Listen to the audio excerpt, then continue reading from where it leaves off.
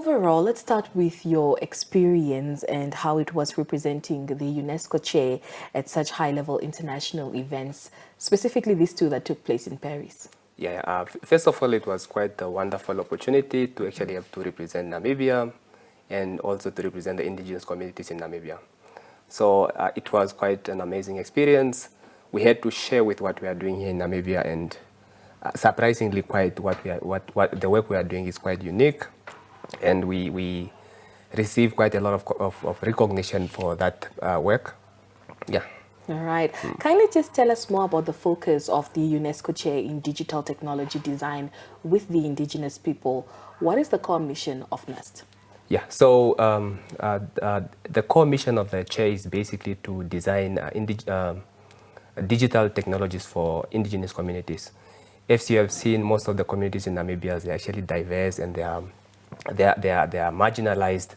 They are not included in the digital world. So our goal here is to basically try to actually bring them up to speed so that we can leverage digital technology such as language technology and so forth. All right. Yeah. And how do you do that with those that are in the rural areas?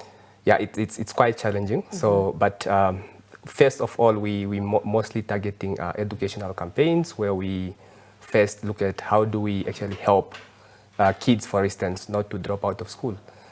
One of the major challenges with the San communities particularly is that we actually have this issue of kids just dropping out of school. And the issue is always a language barrier.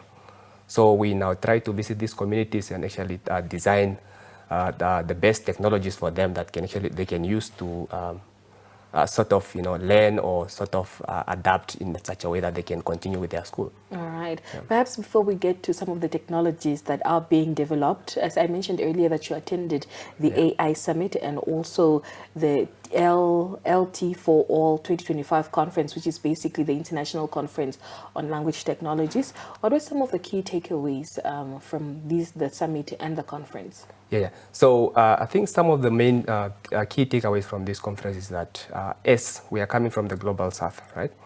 So we go there in the world, those countries are already developed, but we always have the challenge of infrastructure. Artificial intelligence is moving quite very fast, and we are most of us, we are basically consumers of the technologies, right? Because we have an issue of data, we have an issue of infrastructure, we don't have compute and all that. So I think looking at this summit is actually a way to say, okay, how do we assist those that are disadvantaged so that we can bring them up to speed? And I think as a follow-up of that particular summit, we just had another summit again, which was just focusing on Africa in Kigali, Rwanda. And the main focus was now, how do we bring Africa closer to the rest of the world? And I think that's quite interesting, actually. And how do you bring Africa close to the rest of the world? Number one is Africa is already, we have actually enough resources, right? Okay. But what we need to do is we actually need to set up things like data center, for example. We need compute, we need infrastructure.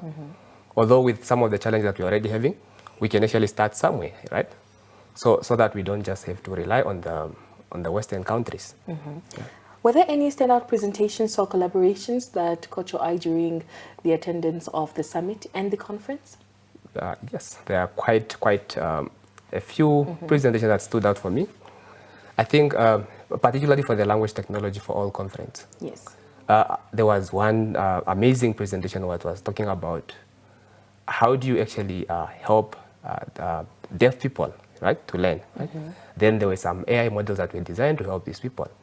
And it was so much surprise that there's actually quite a number of deaf languages. Like I thought it was just the same throughout. Yeah. So it turned out that there's quite different ways in which they communicate. And the aim is to not leave anybody behind. Exactly. That's exactly. right. Yeah. Now, you presented research on participatory AI and language technologies. Now, for all of our viewers, what exactly is participatory AI and how does it apply to indigenous communities like Otjisa and Donkerbos? Okay. So participatory AI is basically a way in which you are actually designing AI technology by involving the communities. So what we are doing is that you don't want to design the technology for the communities, but you want to design it with the community. So you have to involve them throughout the development life cycle. So whether it's a translation application that you are trying to design, so the goal is that the community must be very much involved in that project, right? So from the initial deployment to the testing phase and all this, they actually the one that need to say, okay, this works for us, because you don't want to create something that is just not contextually relevant. Yeah.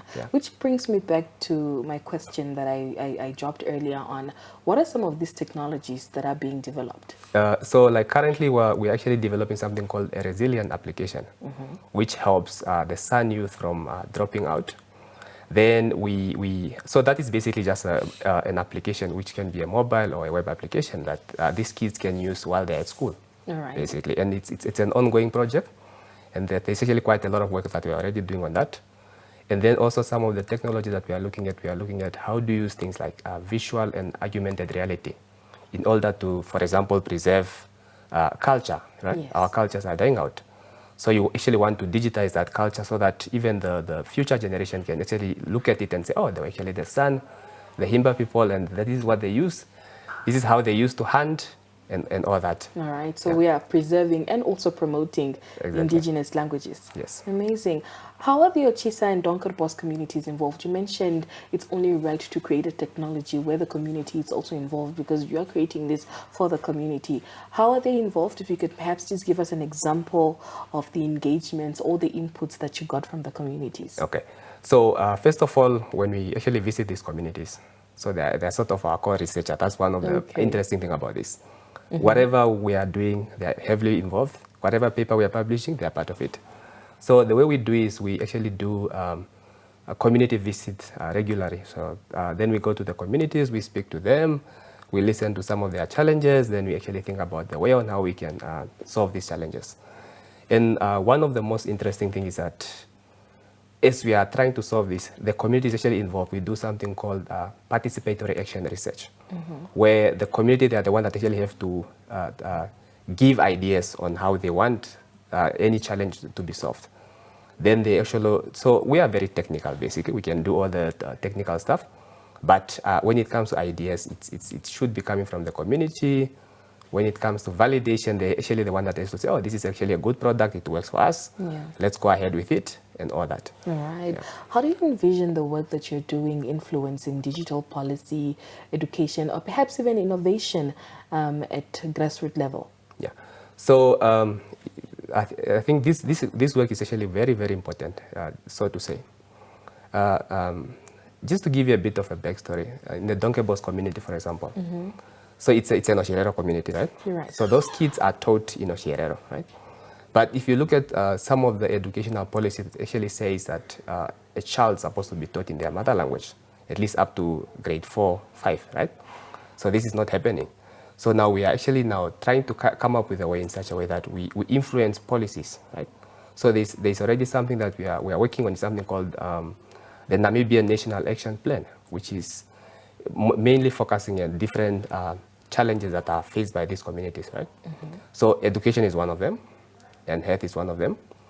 And this always brings down to language barriers, right? For example, the San communities they are not really well represented in service deliveries, right? So you go to a clinic, a nurse speaks English, for example. Then these communities, they don't understand, right? So now we are actually trying to find a way in which we can bring them forward. We can actually help them get the best care they can. All right. Yeah. Now, in your view, what role do universities, seeing that you're representing the Namibia University of Science and Technology, what role do universities and institutions play when it comes to advancing inclusive and ethical technology development? So this is mainly through research and innovation, and also through policy makings. So in academia, we are actually mostly, we don't create the policies, but as government create policies, they always ask us to criticize these policies and to give our views on this. And I think that is very important for Namibia as a country, where we actually involve different stakeholders.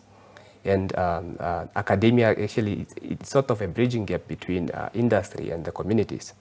So I think that is where we come into play. All right. Yeah. And talk to us about some of the upcoming projects or collaborations being planned under the UNESCO Chair. Yeah, so yeah, it's quite interesting, and we're in the world of AI. There's a lot of interesting things happening. There's actually one of the very, very, very key project, right? So this actually came about when I was in Europe. So I was in Denmark during my time. Then I don't speak Danish, right? Okay. So it was, I thought it was going to be very difficult for me to communicate. But with a cell phone, I can actually just scan it, a document, I can scan it, a picture, and I can get this. So under now the UNESCO Chair in digital technology, we actually have a project that we are working on currently.